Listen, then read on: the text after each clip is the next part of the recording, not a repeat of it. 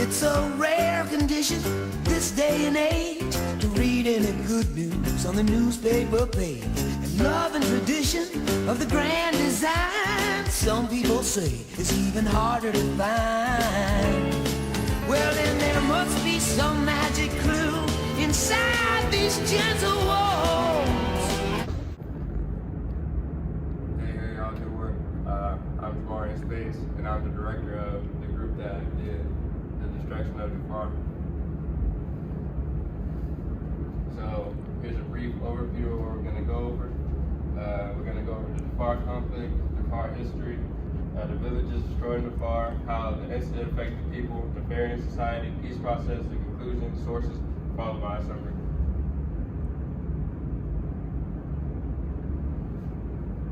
Okay, here's the Darfur conflict. So the Darfur region has been plagued by a relentless wave of violence and destruction since February of 2003. The group called the Janjaweed initiated a brutal campaign of slaughter, rape, and starvation and displacement. The crisis has claimed the lives of an estimated 400,000 people, while over 2.5 million have been displaced from their homes, with more than 200,000 seeking refuge across the border in Chad.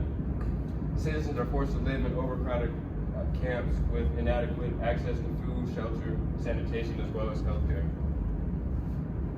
Here's some more continued facts about the Darfur situation. The United Nations have described it as the world's worst humanitarian crisis. The violence and destruction is often compared to the genocide in Rwanda in 1994, and the media has sensationalized the story instead of finding its root causes. Darfur has a deeply, here's some Darfurian history.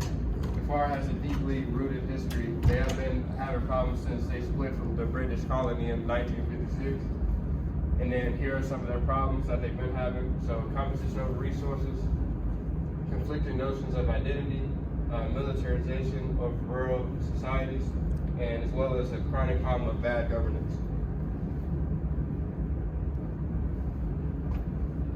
And that's not my slide. So. Complicated fundamental causes of violence in Darfur.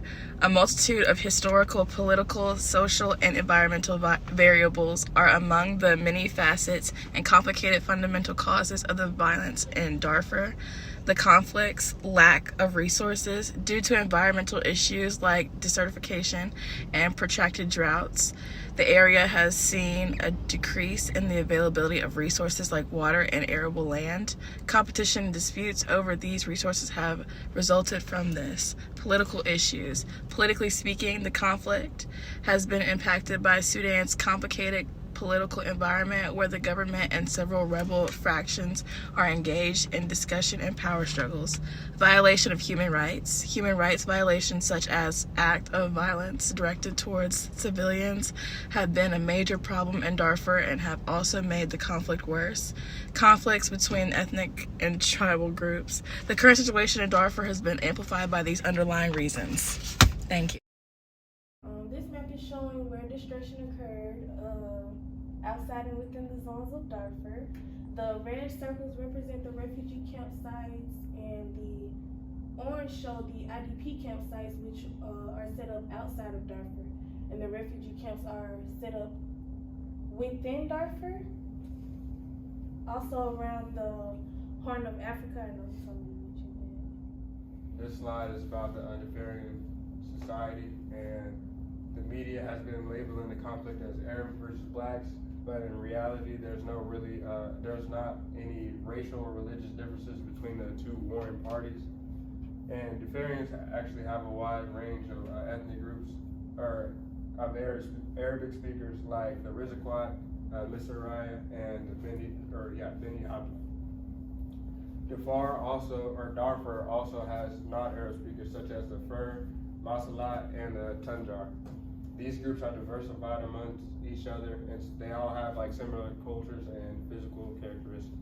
How the incident affected the people is these problems are still going on today, with there now being 2.7 million people in the area that have been displaced. A lot of protests have taken place, which resulted in riots and roads being blocked off by the protesters. And then due to the large ongoing amount of attacks that the Janjaweed have performed on the people of Darfur, they are in risk of genocide. Process, the Sudanese government and the rebels in Darfur decided to hold a round of peace talks in Nigeria in 2006. Intense pressure from the UN, the African Union, and the surrounding nations. This agreement was made possible by the signing of the Darfur Peace Agreement. Only one rebel organization signed the pact and the others refused, claiming the DPA was a horrible bargain for Darfur. In summary, a relentless wave of violence and devastation has engulfed the Darfur region in western Sudan.